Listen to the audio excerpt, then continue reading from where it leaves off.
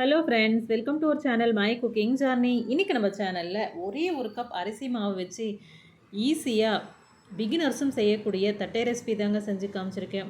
மொறுப்பாக சுவையாக இருக்குங்க. நீங்கள் ஃபஸ்ட் டைம் என்னோடய சேனலை பார்க்குறீங்கன்னா சப்ஸ்கிரைப் பண்ணிக்கோங்க ஃப்ரெண்ட்ஸ். வீடியோவுக்கு ஒரு லைக் கொடுத்துட்டு பாருங்கள். வீடியோவை ஸ்கிப் பண்ணாமல் பாருங்கள். இப்போ நான் ஒரு தட்டை எடுத்து உங்களுக்கு நசுக்கி காமிக்கிறேன்.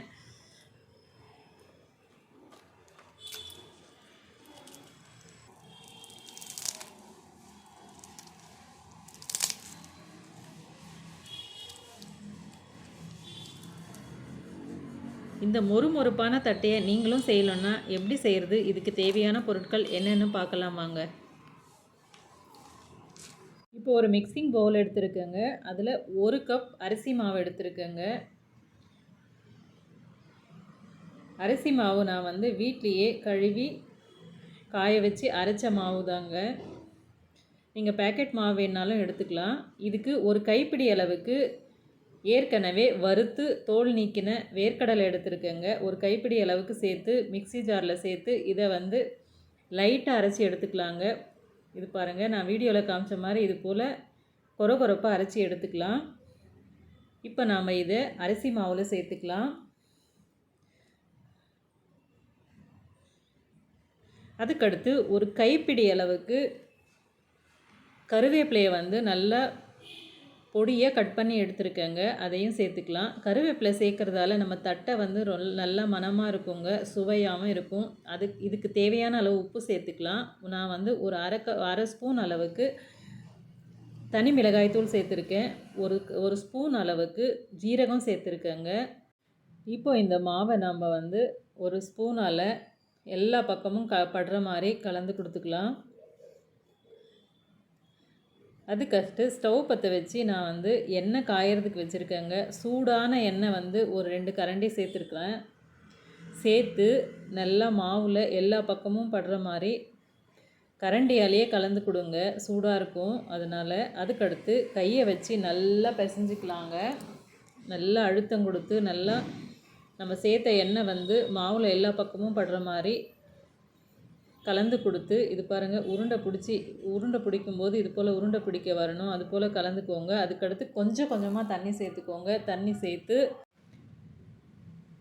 நல்லா இதை சப்பாத்தி மாவை விட கொஞ்சம் கெட்டியான பதத்துக்கு நம்ம இதை பிசைஞ்சு எடுத்துக்கணுங்க. நான் இந்த வீடியோவில் காமிச்ச மாதிரி நல்லா பிசைஞ்சு எடுத்துக்கலாங்க. இப்போ நமக்கு மாவு ரெடி ஆகிடுச்சுங்க. இப்போ இந்த பதத்துக்கு நமக்கு மாவு இருந்தால் போதும். இப்போ நமக்கு தேவையான அளவுக்கு உருண்டைகளாக உருட்டிக்கலாங்க. நம்ம தட்டை பெருசாக செய்யணுன்னா கொஞ்சம் அதிகமாக மாவு எடுத்துக்கோங்க. நான் சின்ன தட்டைகளாக தான் செய்ய போகிறேன். அதுக்காக நான் மாவு இது போல் கொஞ்சமாக எடுத்து உருண்டைகளாக உருட்டி வச்சுருக்கேங்க. நான் எடுத்த மாவு ஃபுல்லாகவே உருண்டைகளாக உருட்டி வச்சுருக்கேன். அதுக்கடுத்து நம்ம தட்டைகளை தட்டுறதுக்காக ஒரு எண்ணெய் கவர் எடுத்துருக்கேங்க. எண்ணெய் கவரில் நம்ம உருட்டி வச்ச மாவை வச்சு இது போல் கையால் தட்டலாங்க. இது போல் கையால் தட்டலாம். கையால் தட்டுறது உங்களுக்கு கஷ்டமாக இருக்குதுன்னு நினச்சிங்கன்னா அதுக்கடுத்து இது பாருங்க, ஒரு உருண்டை எடுத்து வச்சு நம்மக்கிட்ட மாமூலாக இது போல் பிளாஸ்டிக் கவர் இருக்குங்க. அந்த பிளாஸ்டிக் கவரை இது போல் கட் பண்ணி வச்சுக்கோங்க. கட் பண்ணி வச்சு நம்ம எல்லார் வீட்லேயும் உரல் இருக்குங்க. இந்த ஜீரகம் மிளகெல்லாம் இடிக்க ஒரு உரல் வச்சுருப்போம். அந்த போல் உரல் இருக்கும். அந்த உரலை வச்சு இது போல் நம்ம அழுத்தம் கொடுத்து அழகாக நம்ம தட்டையை செஞ்சிடலாங்க. நம்ம வீட்டில் இது உட்டில் வச்சுருக்கேங்க. உட்டில் தான் நான் உரல் வச்சுருக்கேன். அதில் தான் நான் வச்சு செய்கிறேன் பாருங்கள். ரொம்ப ஈஸியாக செய்யலாங்க. இது போல் இல்லைன்னா நீங்கள் லஞ்ச் பாக்ஸ் இருக்குது இல்லையா, அதை கூட வச்சு கூட சமமாக இருக்கிற லஞ்ச் பாக்ஸ் வச்சு கூட இது போல் நம்ம தட்டைகளை தட்டிக்கலாம். தட்டையை நம்ம எல்லாமே இது போல் தட்டி எடுத்துட்டோம். இப்போ ஸ்டவ் பற்ற வச்சு கடாயை வச்சு எண்ணெய் வச்சுருந்தேங்க. எண்ணெய் நல்லா சூடாக இருந்தது. சூடான எண்ணெயில் நம்ம ஏற்கனவே தட்டி வச்ச தட்டைகளை சேர்த்துக்கலாங்க. சேர்த்துட்டு கொஞ்ச நேரம் இது நல்லா வெந்து வரட்டும். அதுக்கடுத்து நம்ம ஒரு கரண்டியால் இது போல் திருப்பி கொடுத்துக்கலாங்க. திருப்பி கொடுத்து 2 பக்கமும் நல்லா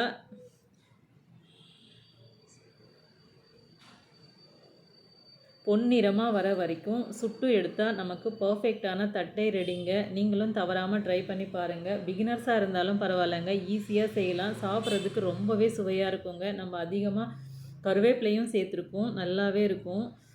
மொறுமொறுப்பாக நம்ம சாப்பிடும்போது வந்து அந்த கருவேப்பிலையோட மணத்தோட ரொம்பவே நல்லாயிருக்கும்.